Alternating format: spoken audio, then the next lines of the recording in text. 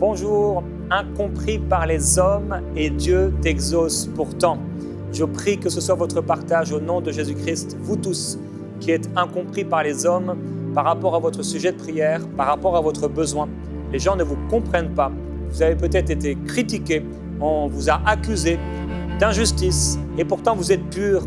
Pourtant vous voulez vraiment le meilleur, vous voulez accomplir la volonté de Dieu, obéir au commandement de Dieu et lui être agréable. Et vous allez être exaucé par le Seigneur parce que Dieu n'a pas besoin de savoir ce qu'il y a dans le cœur de l'homme. Il n'a pas besoin d'entendre une parole de l'homme, il sait déjà de lui-même. On n'a pas besoin de lui dire ce qui est à l'intérieur du cœur de l'homme, car il le sonde et il le connaît. Et Dieu connaît votre cœur. Il n'a pas besoin qu'un homme puisse lui demander de faire quelque chose à votre sujet. Il n'a pas besoin d'avoir l'avis de quelqu'un qui dirait « Eh bien non, Seigneur, tu n'as pas le droit de bénir cette personne ». Dieu interviendra à cause de son amour pour vous, parce que son amour est grand. Et si les grandes eaux viennent contre vous, les fleuves de l'Égypte, rien, du Jourdain, rien ne pourra vous empêcher, les rives orgueilleuses, de recevoir votre exaucement. Alors parfois, oui, on peut être incompris par les hommes et pourtant exaucé. C'est l'histoire qu'on va voir aujourd'hui dans 1 Samuel au chapitre 1. Et avant cela, lire le témoignage d'Édith qui dit « J'ai été baptisé ce soir par le Saint-Esprit. Gloire et louange à lui. Je suis en France et je regardais tranquillement l'émission. J'ai eu à parler en langue une fois, mais en le racontant à ma mère, elle avait douté. Et moi également, du coup, cela m'avait bloqué. Et ce soir, j'ai ressenti une pression dans mon corps comme une masse électrique. J'ai entendu une voix qui me disait « Pourquoi doutes-tu ? C'est un don que j'ai mis en toi. Ouvre ta bouche et libère les paroles. » D'un coup, j'ai commencé à pleurer à chaudes larmes en parlant en langue. Une langue que je n'ai jamais entendue. J'étais déconnecté de mon cerveau et je sentais l'Esprit qui me parlait. Je bénis le Seigneur pour cela. Oh, gloire à Dieu! Voilà quelqu'un qui a été incompris, qui a reçu de la part de Dieu, mais en qui la maman, peut-être voulant bien faire, a douté. Et cela a bloqué ce baptême du Saint-Esprit.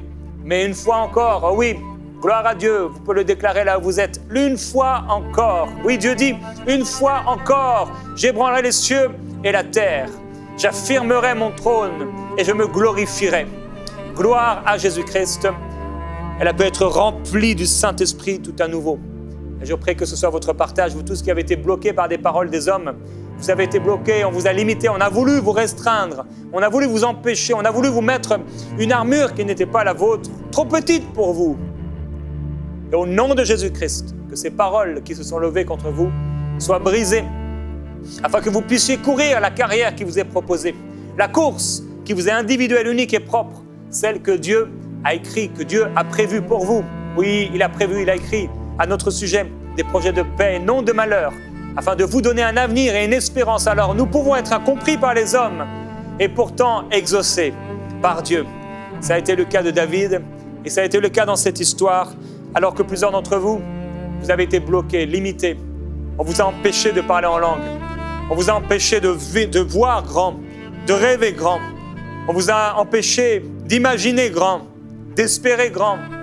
Au nom de Jésus-Christ, à partir d'aujourd'hui, que la gloire du Seigneur se lève dans votre cœur par le Saint-Esprit et que toute parole religieuse, satanique, des esprits religieux soit brisée dans votre vie, dans le nom du Seigneur Jésus-Christ. Que ceux qui ont été limités par des esprits religieux dans votre église, on ne vous a pas compris. On n'a pas compris le feu en vous parce que vous étiez entouré de tièdes, de personnes qui sont froides.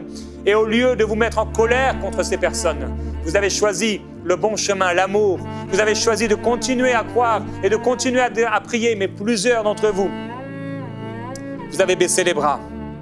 Vous n'avez pas exprimé, vous n'exprimez pas ce que Dieu veut faire parce que vous avez peur.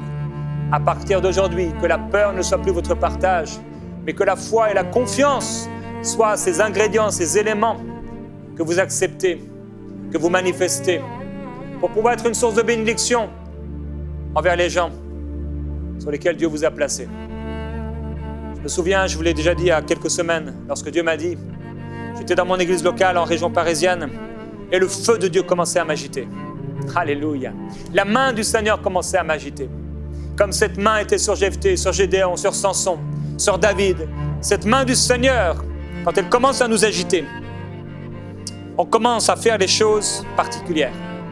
Des choses qui sont hors du commun, hors du normal, hors de l'habituel, hors de la petite routine. Quand Dieu t'envoie sur le chemin de Damas, quand Dieu t'envoie sur le chemin du désert, quand Dieu te montre en vision un Macédonien qui crie « Secours-nous !»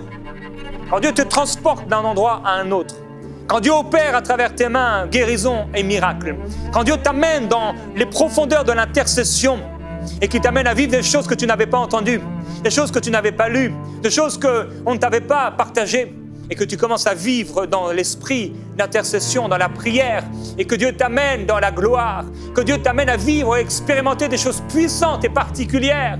Quand il a pris le prophète et qu'il lui a dit « Tu resteras couché sur le côté pendant 390 jours, et tu te nourriras en te rationnant, et tu lèveras la main, le bras étendu contre Jérusalem, et tu prophétiseras en mon nom, et tu seras lié, je te lierai, et je t'empêcherai de pouvoir te déplacer.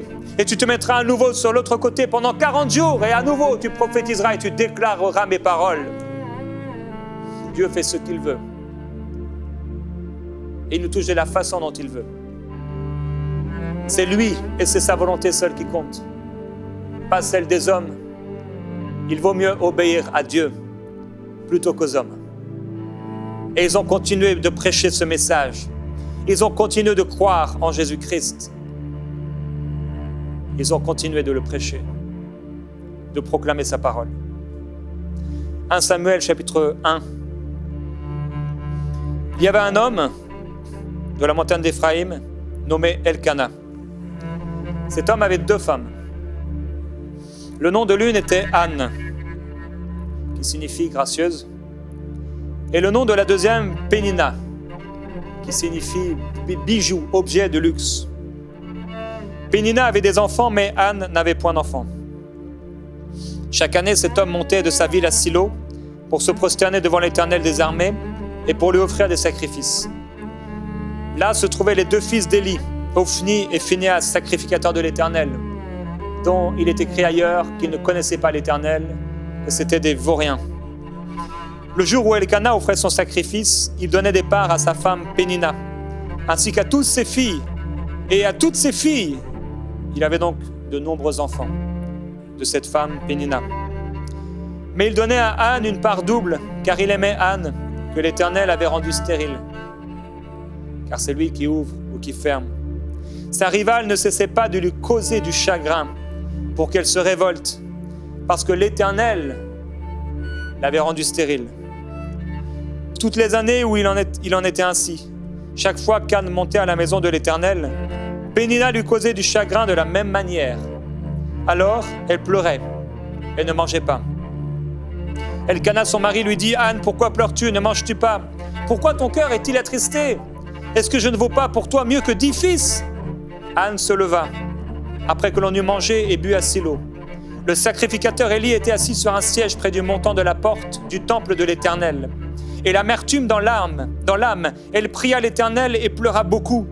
Elle fit un vœu et elle dit « Éternel des armées, si ton regard s'arrête sur l'humiliation de ta servante, si tu te souviens de moi et n'oublie pas ta servante, et si tu donnes un garçon à ta servante, je le donnerai à l'Éternel pour tous les jours de sa vie, et le rasoir ne passera pas sur sa tête. » Comme elle multipliait ses prières devant l'Éternel, Élie observa sa bouche. Anne parlait dans son cœur, seules ses lèvres remuaient, mais on n'entendait pas sa voix. Élie pensa qu'elle était ivre. Il lui dit « Jusqu'à quand seras-tu dans l'ivresse? Fais passer ton vin. » Anne répondit « Non, mon Seigneur, je suis une femme à l'esprit affligé. Je n'ai bu ni vin ni liqueur forte, mais j'ai penché mon âme devant l'Éternel. Ne prends pas ta servante pour une femme de rien, car c'est l'excès de ma douleur et de mon chagrin qui m'a fait parler jusqu'à présent. » Élie reprit la parole et dit « Va en paix et que le Dieu d'Israël te donne ce que tu lui as demandé. » Elle dit que ta servante obtienne ta faveur. Et cette femme poursuivit sa route. Elle mangea et son visage ne fut plus le même. Ils se levèrent de bon matin et après s'être prosternés devant l'Éternel, s'en retournèrent et revinrent dans leur maison à Rama. Elkana connut sa femme Anne et l'Éternel se souvint d'elle. Dans le cours de l'année, Anne devint enceinte. Elle accoucha d'un fils qu'elle appela du nom de Samuel. Car dit-elle, je l'ai demandé à l'Éternel. Voilà une femme incomprise. Incomprise par son propre mari. Incomprise et rejetée par Pénina. Incomprise, jugée par le sacrificateur Élie. Méprisée par les enfants d'Élie. Certainement méprisée et pointée du doigt par les gens de sa génération, par son entourage. Ils disent ensemble, cette femme est maudite, cette femme est maudite, cette femme est maudite. Mais Dieu dit, cette femme est bénie, cette femme est bénie, cette femme est bénie. Et cette femme avance, rejetée, jugée, accusée, elle est méprisée, on se moque d'elle, on lui fait du mal, on lui cause du chagrin, elle est bouleversée dans son être intérieur, tout son être est bouleversé, tout son être se sent condamné, tout son être se sent rejeté, et même elle n'ose parfois pas porter le regard vers le ciel, elle n'ose souvent plus porter le regard vers Dieu, car elle imagine et elle croit que Dieu a fermé son cœur, elle croit que le ciel est fermé pour elle, elle ne s'imagine plus qu'avoir de la part de Dieu un quelconque exaucement, elle ne s'imagine plus que Dieu la regardera, que Dieu l'observera, elle pense en elle-même et au fond d'elle-même qu'elle a été abandonnée par Dieu parce qu'elle a été abandonnée par les hommes. Mais Dieu dit, je ne t'abandonnerai pas et je ne te délaisserai pas, car je suis avec toi pour te délivrer. Anne, elle est là dans la tristesse, elle est là dans l'agonie, elle est là sous le jugement de son prochain. Son mari ne comprend pas. Jour après jour, le temps passe, mais il ne comprend pas. Il essaie de l'aimer, il essaie de lui donner le double, il essaie comme autant qu'il peut de lui faire du bien, mais en même temps, il ne comprend pas pourquoi une telle peine, pourquoi elle ne pense pas à autre chose, pourquoi elle ne voit pas que je vaux plus que des fils. Mais Anne a ce désir profond, ce désir d'enfanter, et ce désir d'enfanter, oh, c'est Dieu qui l'a mis. Ce n'est pas un désir humain, c'est un désir du ciel, car Dieu voulait Samuel. Il voulait Samuel, car le sacrificateur Élie, qui a jugé cette femme de Dieu, le sacrificateur Élie, il commençait à être aveugle, il commençait à ne plus voir, il commençait à ne plus entendre la parole de l'Éternel, il commençait à défaillir, il laissait ses fils coucher avec les femmes qui se tenaient à l'entrée de la tente. Il laissait ses fils voler la viande et les sacrifices qui étaient apportés à la maison de l'Éternel. Et ses yeux furent fermés. Il était incapable de voir. Il voyait mal au point de devenir aveugle. Mais la lampe du Seigneur, la lumière de Dieu, n'était pas encore éteinte. Il y avait une flamme. Il y avait une flamme d'espérance. Il y avait une flamme d'espérance. Non, le feu ne s'éteindra pas. Anne était méprisée. Elle était rejetée. On l'avait écartée d'un plan parfait. On l'avait écartée d'un plan de paix, d'un plan de bonheur, d'un plan d'espérance. Elle a vu Pénina, elle, de qui on disait, c'est un bijou. C'est un bijou, c'est une femme de valeur. Pénina disait, je suis appelée la gracieuse, mais Dieu, où est ma grâce? Où est ma grâce? Où est ma grâce? Je ne suis pas la femme à qui Dieu a fait grâce. Dieu, tu m'as rendu stérile. Dieu, tu as fermé la matrice. Dieu, tu as fermé les portes. Dieu, son cœur était dans la confusion,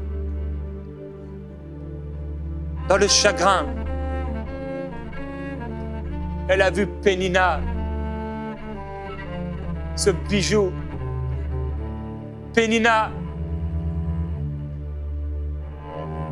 revêtue d'or et d'argent, pour le jour où elle fut créée, Pénina,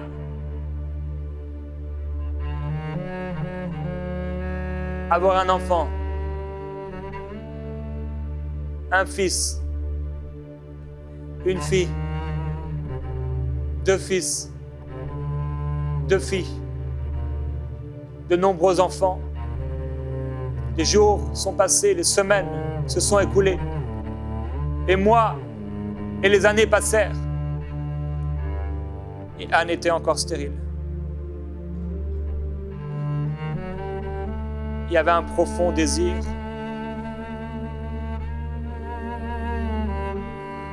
Il y avait encore une profonde espérance.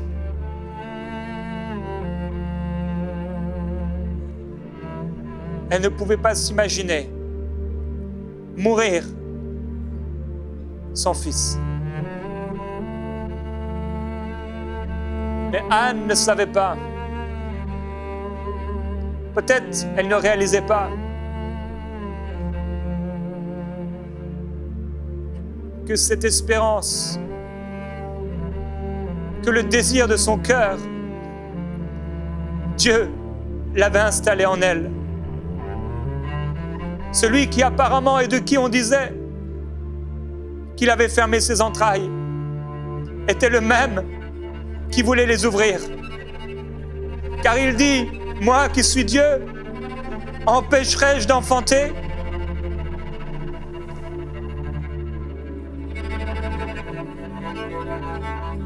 Moi qui donne la vie, empêcherai-je d'enfanter ?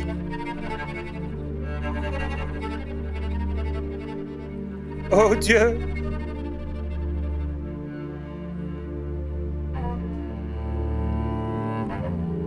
oh Dieu,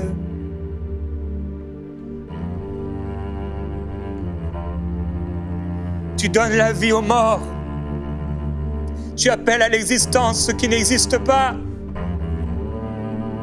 Tu nous as aimés quand on était encore pécheurs et loin de toi.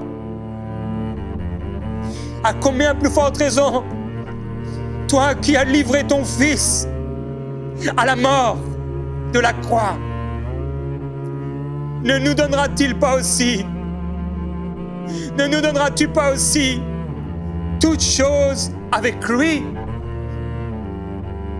Car toutes choses concourent au bien de ceux qui t'aiment,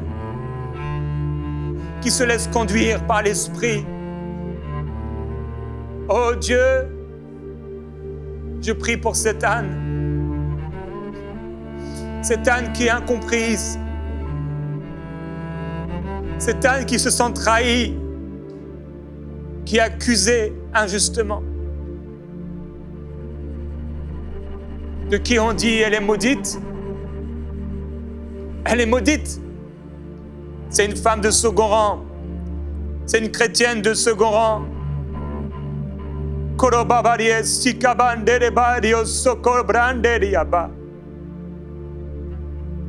Mais Dieu dit, et Dieu te dit, tu es mon premier choix. Tu es mon premier choix. Toi qui as été délaissé, toi qui as été violenté, toi qui as été méprisé, toi qui as été rejeté, toi qui as été écarté, toi qui as été banni, toi de qui l'on s'est moqué, toi qui as été trahi, toi qui as été calomnié, toi qui as été abusé.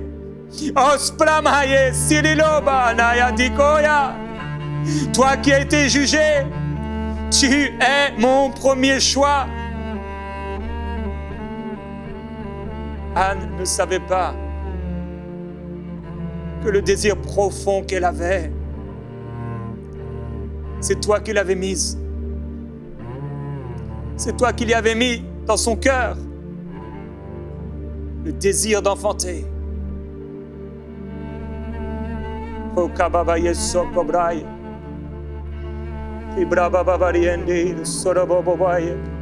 Élie ne pouvait rien faire pour elle. Ophni et Phinehas, qui étaient sacrificateurs, ne pouvaient rien faire pour elle. C'était des vauriens. Année après année, Elle se retrouvait devant ces jeunes hommes qui ne pensaient qu'à leurs intérêts.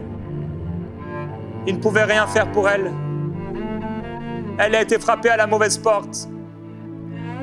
Elle a été comme au mauvais endroit. Et elle a continué d'espérer.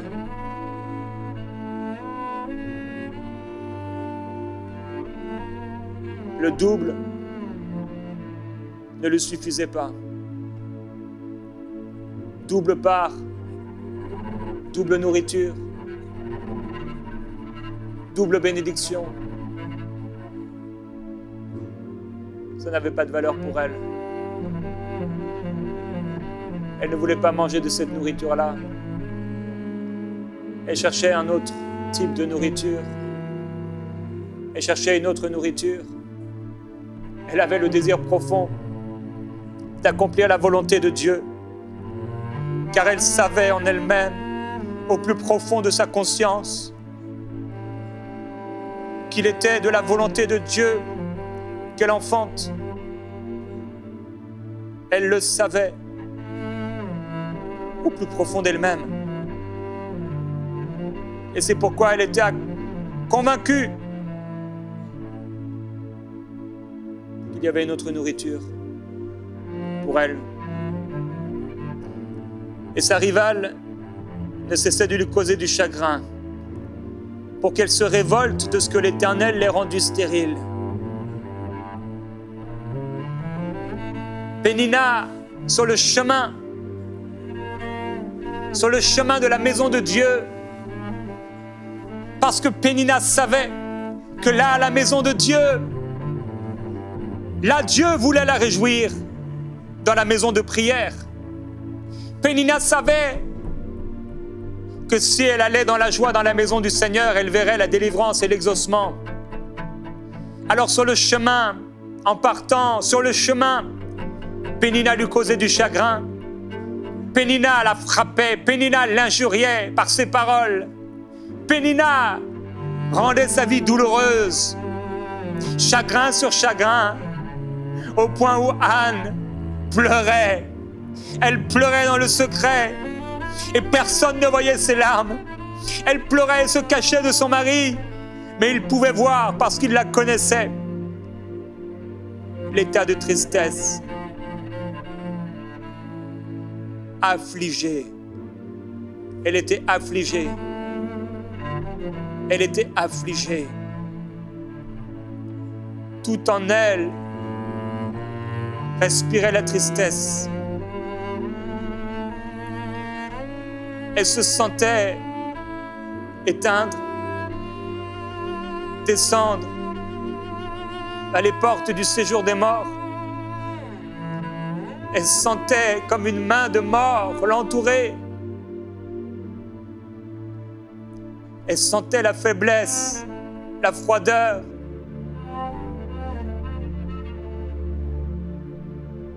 Comme si le ciel était fermé. Comme si Dieu l'avait oubliée.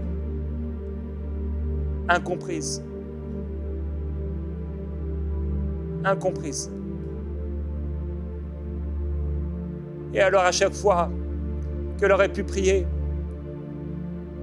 à chaque fois qu'elle était là dans ce lieu de prière, il y avait toujours une Pénina pour l'empêcher d'avancer avec Dieu. Il y avait toujours quelqu'un pour la blesser et l'éloigner de l'Église, l'éloigner de la maison de Dieu. Toujours une Pénina pour dire « Révolte-toi contre Dieu !» Comme la femme de Job qui lui dira « Maudit Dieu et meurt !» Brasokobraite kalamalde koroda terera balia soto. Rebranda mande broti kale del sokobro pelli de l'eau. Rebrande de bro sokobra mai brete kelia baba broye. Rebrandoro sokobro mama be broko de brati kale dolo. Rande braso cobra mai brete kele bratoya. Elle a refusé de manger. Elle a refusé de boire. Elle avait une autre nourriture à manger. C'était la prière. C'était la prière. C'était la prière fervente. Os babaye. Ina mandi brosso toya. Ispri kunoboy talabay brosso. Le sacrificateur, Élie, était assis. Il était assis. Il était tiède. Brossadaman derebe sokolotitie. Ramrendi bro pelle de sotobra pelle calabraite. L'homme insuffisant, l'homme aux faiblesses multiples, l'homme incapable de voir et de comprendre et de saisir. Vois cette femme, l'amertume dans l'âme. Anne prie l'Éternel. Anne pleure devant le Seigneur. Il est celui qui relève, celui qui est abattu.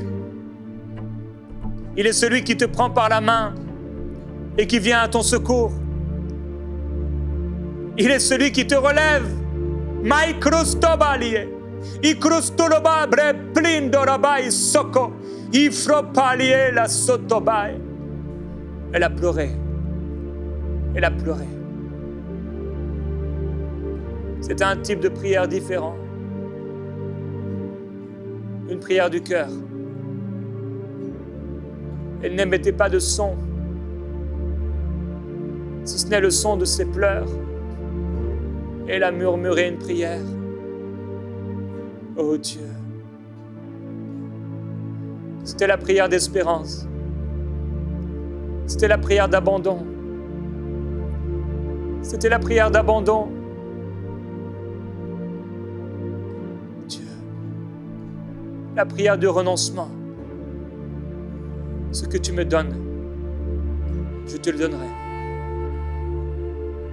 Et l'homme de Dieu, qui aurait dû l'encourager, qui aurait dû la fortifier, qui aurait dû la relever, la juge.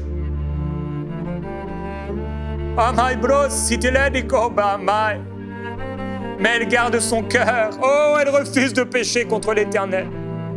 Elle refuse de pécher contre l'Éternel. Elle refuse la révolte que Pénina lui propose. Elle refuse la malédiction que Job lui propose, que la femme de Job lui propose. Non, je ne maudirai pas l'Éternel. Non, je ne maudirai pas l'homme de Dieu. Car le jugement appartient à Dieu. Mais toi, Élie, sache que je ne suis pas ivre.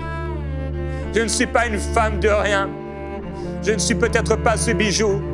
Je ne suis peut-être pas la femme de qui on dit elle est bénie. Mais sache qu'il y a quand même une grâce sur ma vie, parce que je connais Dieu et que je fais appel à lui. L'esprit d'Élie est réveillé.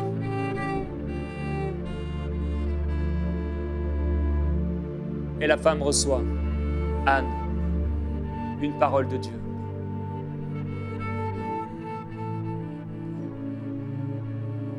Son visage n'est plus le même.